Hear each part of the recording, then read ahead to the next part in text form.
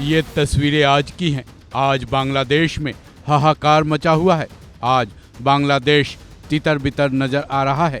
बांग्लादेश संकट का सबसे बड़ा खामियाजा वहां रह रहे हिंदुओं पर पड़ रहा है, क्योंकि बांग्लादेश में फिलहाल हिंदुओं के हालात बदहाल है। उनके घरों को जलाया जा रहा है, मंदिरों में तोड़ फोड़ की जा रही है। बांग्लादेश के उपद्रवी जहां भी हिंदुओं को देख रहे हैं, उनको पूरी तरह से खत्म कर देने की फिराक में है।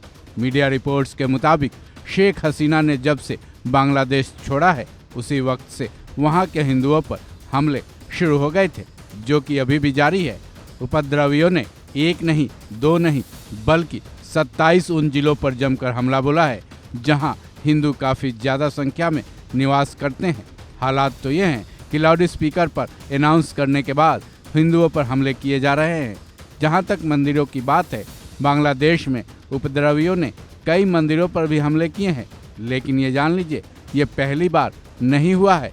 बांग्लादेश में रह रहे हिंदुओं को एक बड़े नरसंहार से भी गुजरना पड़ा था। यहाँ नरसंहार कब हुआ था, इसके बारे में आगे जानेंगे। साथ ही ये भी जानेंगे कि बांग्लादेश में रहने वाले हिंदुओं की संख्या कितनी है। फिलहाल उन जगहों के बारे में जान लेते हैं जहाँ हिंदुओं पर हमले हुए हैं। बता दें कि ये जानकारी हम आपको बांग्लादेश की अंग्रेजी news website the daily star की रिपोर्ट के आधार पर दे रहे हैं। बांग्लादेश के मेहरपुर में इस्कॉन मंदिर में तोड़फोड़।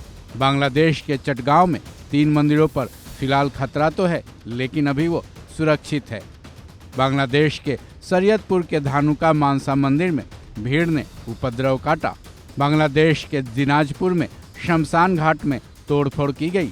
बांग्लादेश के पार्वतीपुर के काली मंदिर समेत 5 मंदिरों में तोड़फोड़ की गई।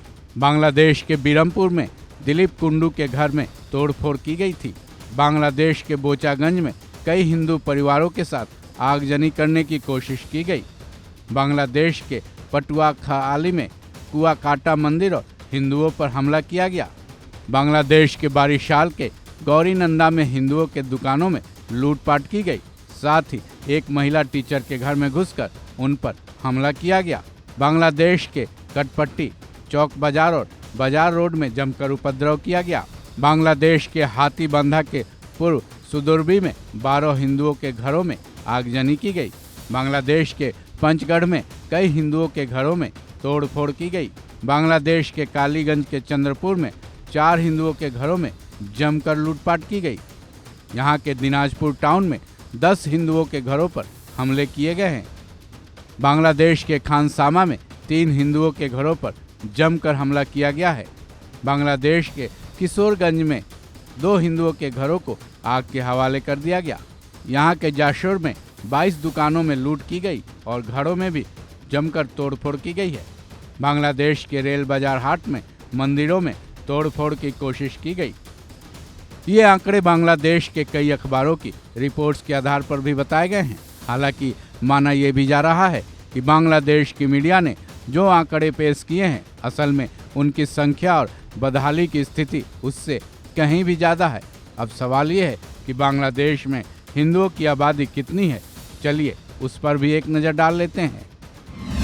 बांग्लादेश की कुल आबादी 16 करोड़ 98 लाख 28,911 है। इनमें हिंदुओं की जनसंख्या 1 करोड़ 31 लाख 44,204 है। वहीं बांग्लादेश में मुस्लिमों की आबादी 15 करोड़ 4 लाख 22,600 है। बांग्लादेश में कुल जनसंख्या के 7.96% हिंदू रहते हैं। बांग्लादेश के सिलहट में सबसे ज़्यादा 13.51% हिंदू रहते हैं। अब बात करते हैं बांग्लादेश के इतिहास के उस काले पल का जब हिंदुओं का नरसंहार हुआ था। बांग्लादेश में हिंदुओं का नरसंहार। बांग्लादेश में रहने वाले हिंदू अपने पूर्वजों के साथ हुए अत्याचार को कभी भुला नहीं पाएंगे, क्योंकि एक वक्त ऐसा आया था जब हिंदुओं को खोज कर उनकी जान ली गई थी। उसको अगर नरसंहार का नाम दिया जाए तो गलत नहीं होगा। इसके बारे में हिंदू अमेरिकन फाउंडेशन बताता है कि 25 मार्च 1971 को बांग्लादेश में ऑपरेशन सर्चलाइट चलाया गया था। उसी दिन से वहां हिंदुओं के नरसंहार का आगाज हुआ, जिसका एक ही मकसद था, बांग्लादेश की आज़ादी की लड़ाई को पूरी तरह से ध्वस्त कर दिया जाए।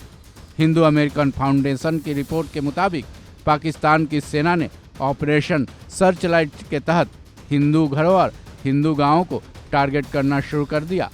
रिपोर्ट्स हैं कि इस ऑपरेशन की पहली रात में ही यानी 25 मार्च 1971 की रात को 5000 से लेकर 1 लाख हिंदुओं की पाकिस्तानी सेना ने जान ले ली थी। वहीं बांग्लादेश की हालत को देखते हुए ये कहा जाने लगा है कि कम से कम 1 करोड़ बांग्लादेशी भारत आने की तैयारी में। अगर ऐसा होता है तो जाहिर है भारत ने भी कोई रणनीति बनाई होगी। इस बारे में मंगलवार को संसद में विदेश मंत्री एस जयशंकर ने अपना रुख साफ कर दिया है। चलिए सुनते हैं उन्होंने क्या कुछ कहा है। Concern about recent violence and instability there is shared across the political spectrum. Since the election in January 2024, there has been considerable tension, deep divides, and growing polarization in Bangladesh politics.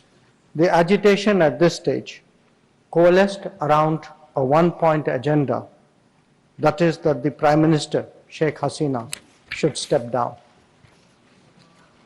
On 4th August, events took a very serious turn.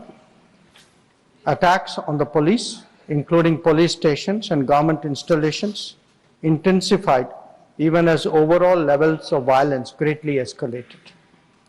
Properties of individuals associated with the regime were torched across the country.